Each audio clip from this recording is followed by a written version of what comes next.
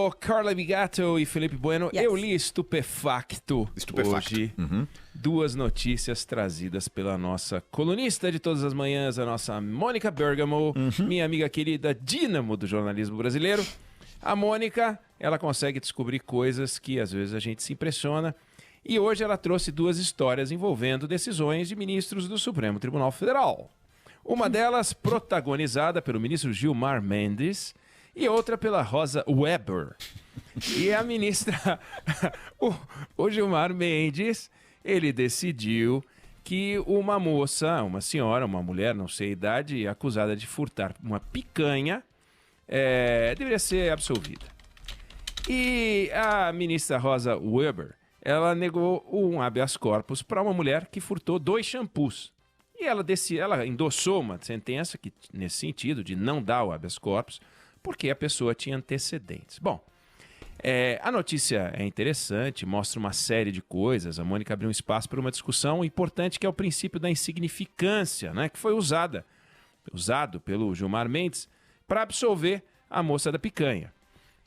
Ele disse que não é razoável, palavras dele e destacadas pela Mônica Bergamo, que o direito penal e o aparelho de Estado se movimente no sentido de atribuir relevância à hipótese de furto de uma peça de picanha, 3 tabletes de caldo de carne, ele dá a marca, não vou dar. O Milton Neves disse que a gente não deve gostar de merchan, então não vou falar. Correto. Mas é um de carne e um de frango, né? Um de carne e 2 de frango. 2 de frango, tá? Desculpa. E uma peça de queijo mussarela, também não vou fazer a propaganda da marca, tudo avaliado em R$135. E a Rosa Weber, ela decidiu no sentido contrário, 2 shampoos, etc e tal. Bom, a discussão sobre o princípio da insignificância está posto. Mas eu gostaria de trazer aqui uma discussão, não sobre o princípio da insignificância, do ato criminoso em si, mas o princípio da significância do Poder Judiciário, com destaque para o Supremo Tribunal Federal. Recentemente, os 11 magistrados, eu ia falar 11 magi, o G foi para os 11 magistrados mais poderosos do país, eles se reuniram. Imagina quanto custa uma reunião de 11 ministros. Nessa época ainda era presencial, mais cara. Aí eles chegam, tem as capinhas, passam a capinha, o cara puxa a cadeira, aquela estrutura toda, os juízes assistentes, carros, né? Para discutir se supermercados devem ter empacotadores. Olha que absurdo, né? A gente já falou dessa história em particular aqui, mas combina com a picanha, combina com o shampoo. O município de Pelotas editou uma lei obrigando os supermercados locais a oferecer empacotador. Aí o Tribunal de Justiça do Rio Grande do Sul, ou seja, o assunto seguiu, foi o Tribunal de Justiça do Rio Grande do Sul, considerou a lei inconstitucional. Aí a prefeitura procurou o STF, foi parar lá no STF. Aí você imagina assim, o sujeito chega, prefeitura, eu queria falar com os ministros aí. Pois não. Tem uma questão aí de empacotador. Eu quero falar, desculpa, o segurança já devia falar. Não vai. A gente não trata disso aqui. Empacotador, não é assunto constitucional. Mas, pelo sistema de funcionamento da justiça brasileira, entrou, levou. Entrou, tem que discutir.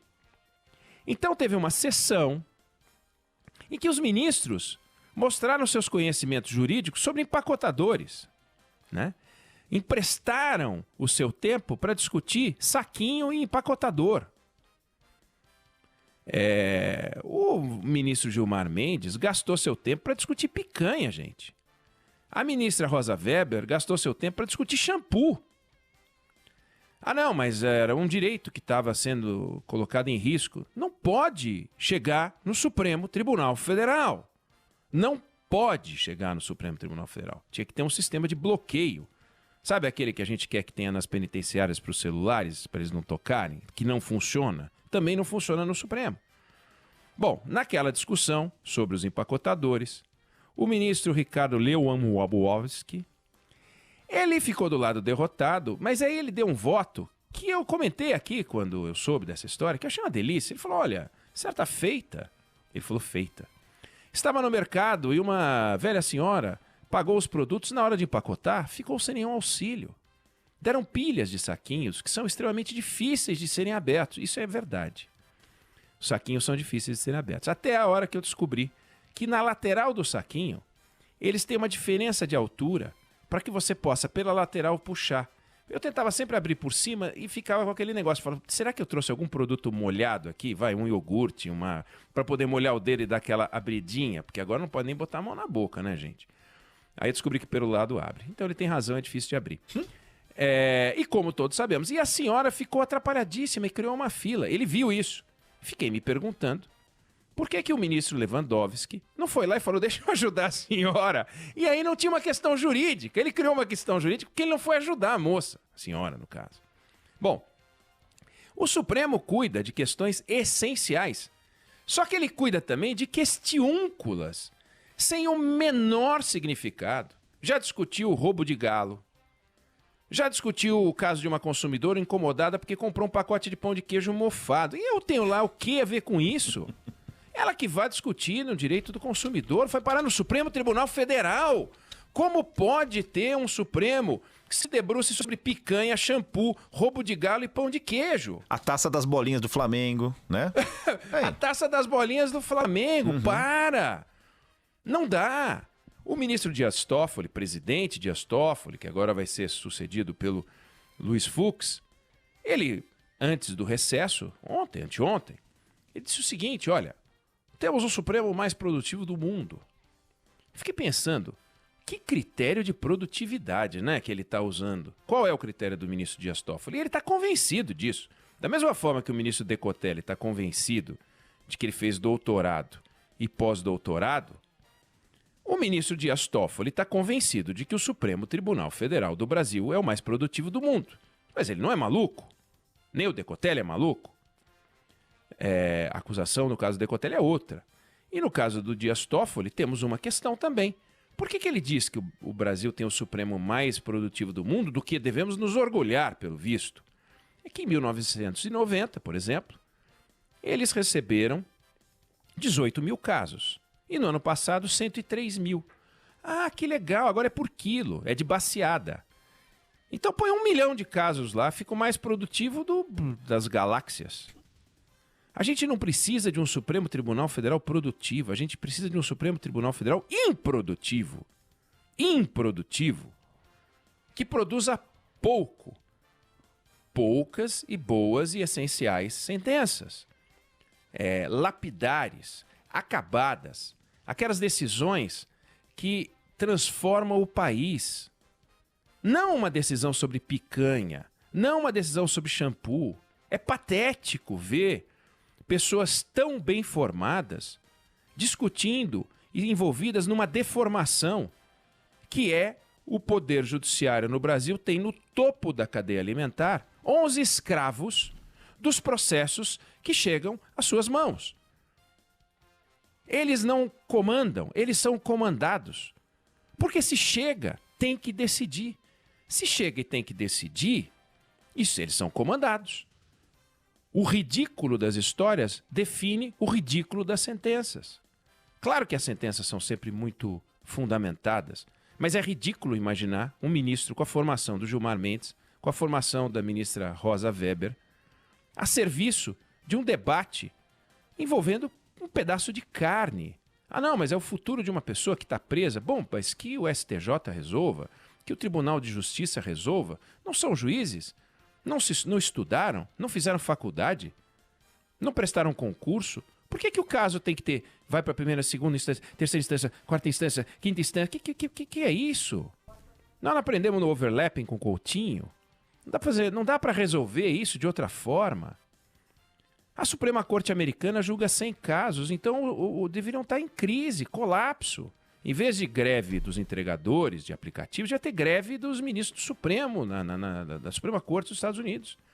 E de todos os americanos. Queremos ministro Supremo produtivo, queremos Supremo produtivo, com 100 mil casos. Os ministros americanos, os juízes lá não são ministros, eles são 9. Eles são 9, não precisa de 11.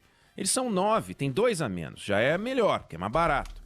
E eles discutem coisas só as essenciais. Aqui a gente discute as coisas essenciais. O Supremo Tribunal Federal discute coisas essenciais entre uma questiúncula e outra. Como é que pode você ter a decisão monocrática, você ter a decisão da turma. Se você tiver a sorte de cair numa turma, é ferra-brás. Se você tiver na outra turma, é mais flexível. Se cair no pleno, é uma coisa... Tem vários Supremos Tribunais Federais. Para que isso? Então, se a gente tem um sistema como esse sistema não empresta ao país a segurança, a estabilidade, a previsibilidade que a gente precisa. Se só se prestasse a cumprir a missão da segurança jurídica, só, onde há divergência, eles entram. Pois vem cá, o Supremo Tribunal Federal resolve em 2018 que, uma vez encerrado um mandato eletivo, o caso de alguém acusado vai para a primeira instância. 2 anos depois, vem o Tribunal de Justiça do Rio de Janeiro e fala lá, vai para o Tribunal Especial e dá foro especial para o Flávio Bolsonaro. Para mim, se o Flávio Bolsonaro tem foro especial ou não tem, eu não estou nem aí. Eu quero que ele resolva, que ele explique aquilo de que ele é acusado. No fórum é o que for. Para mim, tanto faz. Mas não é tanto faz se o Supremo já disse que não é tanto faz. Só que a principal corte do Brasil disse que tem que ser de um jeito e o Tribunal de Justiça faz de outro. E tudo bem. E aí você vê o Gilmar Mendes discutindo picanha, a Rosa Weber discutindo shampoo, Lewandowski discutindo sacolinha. E ao mesmo tempo o Tribunal de Justiça do Rio de Janeiro não está nem aí para o Supremo Tribunal Federal. Para mim não estou nem aí. Aí você vê o Rio Grande do Sul, meses atrás, tinha dado um calote no governo federal, devendo 300 milhões de reais. Teve os repasses bloqueados pelo governo federal.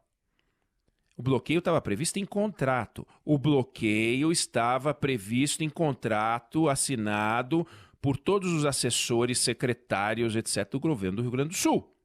Aí, em vez de pagar, o governador recorreu ao STF. Não é esse governador, antecessor. Aí ele recebeu um pito, levou uma bronca? Não, ele recebeu uma liminar favorável para alongar a dívida por mais 20 anos. Então o recado do Supremo Tribunal Federal é: credores, coloquem suas barbas de molho. Se o contrato não vale dessa vez, por que vai valer nas outras vezes? Insegurança jurídica. Isso chama insegurança jurídica. Quer dizer, nós já tivemos uma empresa de telefonia recente que foi multada pelo Procon porque seguiu as normas da Anatel. Pô, o cara tá lá. Quais são as normas? Essas daqui da Anatel. Vou seguir, o Procon vai lá e multa. E aí? Quer dizer, isso é insegurança jurídica. Você não sabe o que você tem que fazer. Agora, se o camarada da picanha é solto e o camarada do shampoo fica preso, você também não sabe o que tem que fazer. Eu não estou dizendo quem está certo, quem está errado. Para mim, tanto faz. Se o camarada da picanha está certo, se o camarada do shampoo está errado, não importa. Eu quero que o Supremo tome uma decisão. Eu quero que o Supremo não trate de picanha e de shampoo. E o Brasil espera que eles só tratem das questões constitucionais. Veja, as decisões envolvem questões institucionais graves. O Supremo tem que discutir. É um problema prático, urgente, ou é uma divergência teórica, doutrinária, boba, sem impacto concreto? O Supremo não tem que decidir. Tem uma lei que o Congresso Nacional já decidiu, está discutindo, deixa com o Congresso Nacional. Tem um texto expresso dizendo que algo tem que ser feito e está sendo burlado. O Supremo entra em cima. Do contrário, e é o que está acontecendo, a gente tem um Supremo Tribunal Federal que está comprometendo, não é a imagem do Supremo, que essa tem que ser preservada, mas o Supremo está comprometendo a atividade própria de uma Corte Constitucional.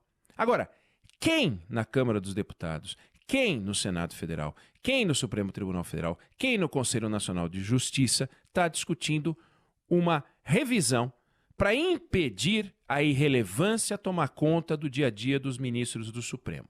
Ninguém. Está todo mundo feliz. E aí põe plaquinha fora Supremo, sabe? Aí tem plaquinha fora Supremo. Não é fora Supremo, é mais Supremo. Mas mais Supremo supremando, só coisas supremas. Não pode ter coisa irrelevante. Não é irrelevante Tribunal Federal, é Supremo Tribunal Federal. E o Supremo Tribunal Federal tem que ter lá os 11 caras que só discutem coisa fina, coisa de primeira. E não coisa de segunda. Ah, picanha, não vou discutir se é carne de primeiro ou carne de segundo. Não sei nem se essa marca aí tem boas picanhas. O Wessel talvez possa saber. Mas o fato é, não podemos nos perder. E nós estamos nos perdendo. Tem a discussão que a Mônica propõe, que é o princípio da insignificância do ato criminoso. E tem o princípio da significância do Supremo Tribunal Federal. Ao ver ministros discutindo coisas irrelevantes, eles se curvam à irrelevância. Não.